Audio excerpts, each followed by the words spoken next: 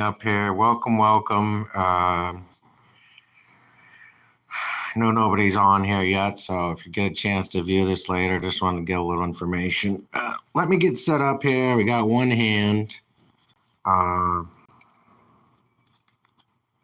to get the GoPro on a time lapse, so you can post that up later on. We're going to be doing quite a bit of work on this today. Just put this up on my head here. Oh. Sorry about this. Just saying, we're going to put this up on my head here. Let me see if I can. I don't know. Hopefully we got a good angle. But yeah, what we're going to do is some further work on the 110. Getting this ready to put it on the bike. Let's see, I'm going to find it. Let me use a paper towel. Oh, we got rags here. Oh boy, they have to be way back there. Oh. Okay. All right, yeah, again, I hope this is a good angle. I should just stop and test and see what we got recorded so far. I'll take it out of the camera real quick. Try to keep the see where it's at roughly. If we can get the camera out without moving the case, so we can get back to the same position or adjust it from there. All right, let's go to last video. Play. Good grief, that was short. Let's try it again. Just 12 seconds. All right, it doesn't look horrible, so I'll try to stay with that, I think. Get it back in there now.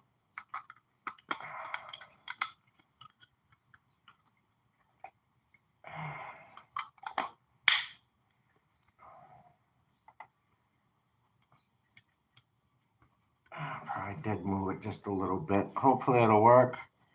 Not sure who's in there. Sorry, we're just trying to get this all up and running.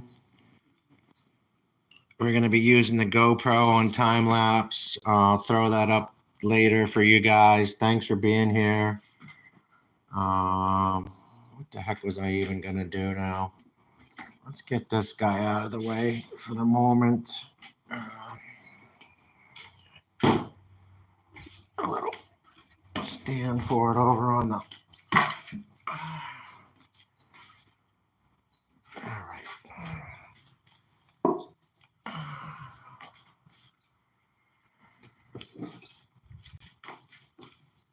So whoever you are out there, thanks for joining us. Welcome to this live broadcast. This is a little series we're going to be doing. So if you hit the notification for all, we do the live shows, usually weekly, sometimes daily, but we try to get at least a good run-in on the bike and give you some tips in the shop. Right now we're doing the 110. We're working on that.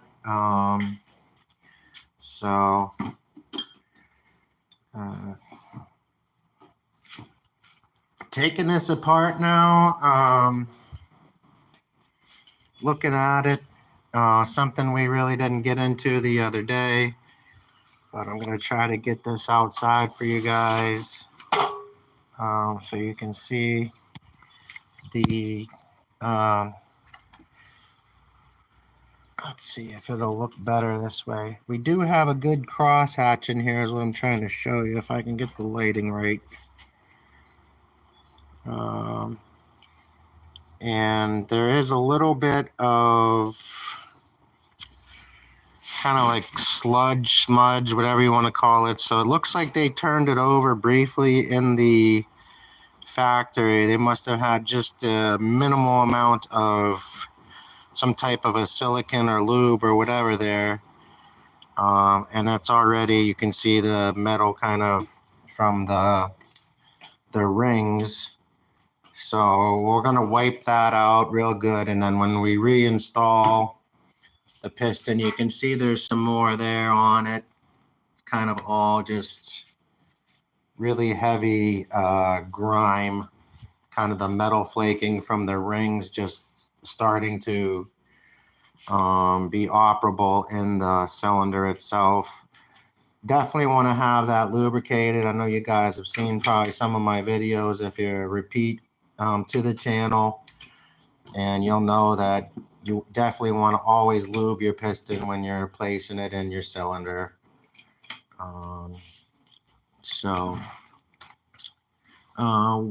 This is a nice round top here. We could take this to the shop and kind of have it machined, match the head just a little further. I think it's going to be all right. We're going to clean that up just a little bit as well. It's got a really good base gasket here. The ports are clean inside in the case itself, so that's a plus, and we won't have to mess with that too much. Not really sure if this is a paper gasket. It does feel like it's sorry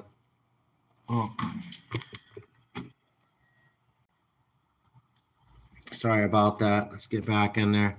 It does feel like it's maybe more of a composite fiber. We definitely want to keep an eye on that because that could draw water actually into the case if this thing's running and gets wet. As you guys know, sometimes those gaskets are more harmful than helpful. But with the base gasket they have on here on the cylinder itself, I'm pretty sure that this is probably going to be quality enough that we can let it fly the way it is. So again, we do have a good cross hatch in here. We're not going to have to worry about ball brushing this out, rehoning it. We could add just a little more to it. You can see it again. This is disturbing here.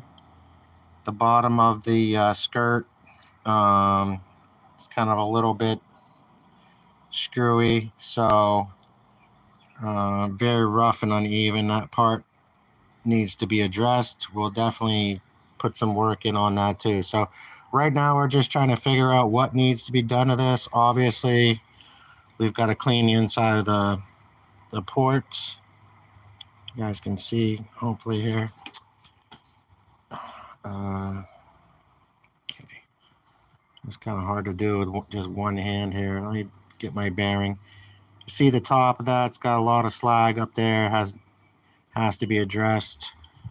Same with the intake on the rear. So we're definitely going to get a Dremel in there, clean those out, and try to give this a chance to have a little more lifetime. But yeah, so thanks for being part of the show. Speed freaks, wing nuts, gearheads, nutballs, friends, family, and beyond. Welcome to this madness. Yeah, we had checked the, actually now when I look at it, I thought that was mostly even the other day. We put a card in it, but it seems like the top's actually got a little more of a gap than the bottom. This does have a little, you can see right there below the magneto wrap, that allows that to kind of just pivot just a little bit up or down. So we may be able to loosen this, drop it down just a tiny bit, and kick that bottom part up to try to even that out. So there's all kind of stuff that needs to be done to make this an operable machine. Again, we do have a good stamp on there. Anytime you see that stamp on your cylinder, typically it should be a good runner. I said I'm a little bit disappointed with the bottom of the skirt. That's not a make or break the situation, but we definitely want to clean that edge. Make sure that when this thing gets hot, that it doesn't get brittle and snap and cause some further problems. So we'll probably just end up, this front side is good. We'll probably just take the Dremel, get in there, measure it, put a line, and just cut it right down. Oops, sorry. Cut it right down so that this side will be a little bit shorter, but it will still have the same kind of a surface when it's all done. So that's just the update for now, everybody. If you can give us a thumbs up, I do appreciate it. Kind of hard to do this with one hand. And thanks for being here. Give us a thumbs up, and I will be posting the time lapse a little bit later on today. So look for that. If you haven't subscribed, subscribe so you can see that later on, and we'll have more information in there for you. Next step right now is we're more than likely going to take this cover off so that we can get our timing wheel on there.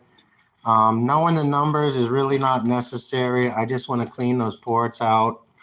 The one concern that I do have, again, the 3-ring piston is going to be, it's going to have a lot of compression, but the more rings you have, the more friction, the more heat. We got to decide whether we're just going to run the oil on this really rich, maybe about 6 or 8 ounces to a gallon. And the other option we have too is maybe even taking this bottom ring out of here and just running it with 2 rings. It shouldn't really be a problem. So we just have to check the gap on these, see how tight we are. It looks pretty good, and I can still feel a little bit of the ring sticking out on the other side. So if I pinch that as tight as it'll go, and I can still feel the back side of the ring being out from the edge of the piston, that we know that we're going to have enough grab there to continue running it well. We could even just do 1 ring. Have to really think about it and see where it goes. But if we take the 2 rings off and run it with 1 ring and it doesn't perform well, or for some reason there's a snag or it snaps, we can always put the other 2 in, and we haven't even ordered a replacement part yet. So it's definitely an idea, definitely an option. But anyway, thanks for being here, everybody. Thanks for you who have just checked in, dropped on to see what it was all about, and hopefully you got some information if you haven't stuck around, and hopefully you'll subscribe to us if you're interested, and you'll learn some more with us. I have run this engine before. It was dependable. It's got a lot of torque. It really actually doesn't like going up hills when where you have an 80 cc and you can get their snarl effect looping on the an expansion chamber, and you can go right up a hill no problem. This thing kind of, you got to drop the RPMs down and use the gas, quarter throttle, and kind of baby it. It's got the grunt there though, so it's not like you're gonna have to stop or pedal. It's just not gonna fly right up if you're going up a mountain, I guess, basically I'm trying to say, like a 7 or 12 grade, higher. So there's a couple things that are difference in variance if you don't know. Anyway, look forward to sharing some more of this information with you guys. Like I said, happy Father's Day if you don't know, and we'll see you soon. So until the next time, be well, harm none, and Godspeed.